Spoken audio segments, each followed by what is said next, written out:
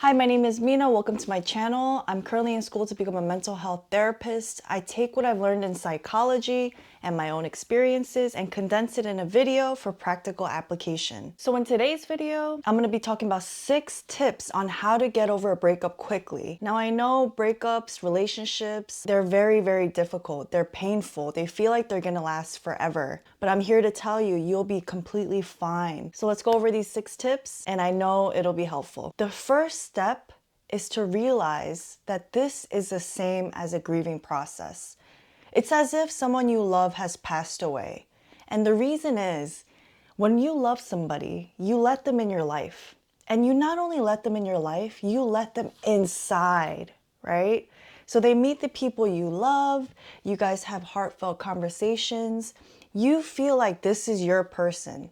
You feel like this is the person that will never change, stay the same, they'll be amazing forever and ever. This is one of the hardest parts because the more trauma you've had in your life, the more difficult things you've been through that are unresolved, when someone comes in our life, they tend to fill that void, right? They tend to fill that empty space that we've had inside in our hearts all along. So when this person shatters our world, we feel like the ground we stand on is not solid anymore. Once we break up, we feel confused. We feel almost numb. We can't feel our physical self. We're disassociated with reality. These are normal feelings. In this stage, I urge you to let yourself grieve. If you need to cry, cry. But what I want to emphasize in this step is to make a ritual to let go. Whether that be journaling, whether that be doing your daily walks, listening to a song that gives you, more drive, more motivation to get over it. Create a ritual. Maybe you write a letter to them, go throw it out somewhere. You take all the pictures and you start cutting them up. You have to create some kind of tangible ritual to allow your brain to process what's going on.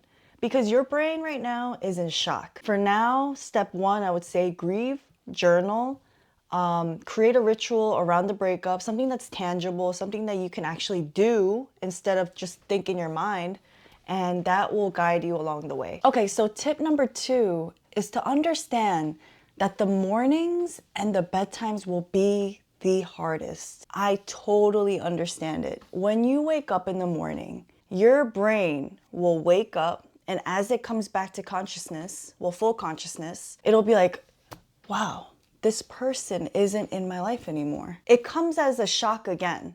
So it's normal to have really rough mornings. And it's really normal to have rough evenings. Because in the evening, you probably settle in your bed, check your phone to see if they've contacted you. These are normal behaviors. The tip I would like to give you in this situation is let yourself mourn, let yourself grieve, but don't do it past 5 or 10 minutes. Flip the mood.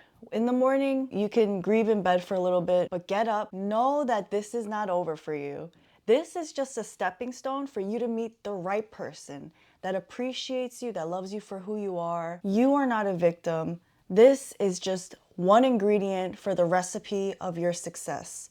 So just know that, keep that in mind. You'll be all right. The third tip is, if you feel like going back to your ex, stop right there. In psychology, there's a term called euphoric recall. And euphoric recall means no matter how terrible the relationship was, after it's over, you'll turn back and you'll think of all the amazing things with rose-colored glasses. Meaning, it probably wasn't so amazing during that time, but because it's over and because it's something that we are detaching ourselves from, our brain tends to remember the euphoric memories, the amazing things about the person, the times when this person made your heart beat faster and faster and you were just excited and all those amazing things that happen in love. But when you really go back in time and you really look at the situation for what it really wasn't that amazing. It wasn't that great. You leave out all the negative things, and oftentimes the negative things outweigh the positive, and that's why relationships don't work out. So when you feel like going back to your ex, take a step back, tell yourself that these may be your emotions running to the front line, especially if you suffer attachment problems. Maybe you've experienced trauma in your childhood, maybe parental neglect, abuse. Oftentimes we want to reattach to this person. Before you make any rash decisions of running back, you need to know that right now you are vulnerable. You are holding a detached umbilical cord. You are holding a cord that was just ripped apart. You need to give yourself time to heal. You are here right now because it didn't work out. There's a reason why it didn't work out.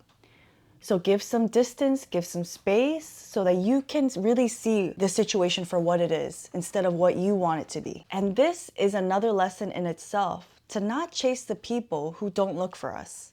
So if your ex is not reaching out to you, to really try to engage and negotiate and make your relationship better and truly mean it and not it be like the 5th time this happens, don't chase after people who don't look for you. Save your energy for the right people, because there will come a time when there's people or when there's a person that actually searches for you and wants to work with you and negotiate with you and love you for who you are. Do not chase people who don't look for you. The 4th tip is not to isolate yourself. This means reaching out to anyone you love who can support you, who really want to see you get over this and overcome this obstacle in your life. Now, I don't want you to make this mistake, which I've made and which I know a lot of people make after a breakup, which is to go out there and try to meet someone new to fill this void inside of us.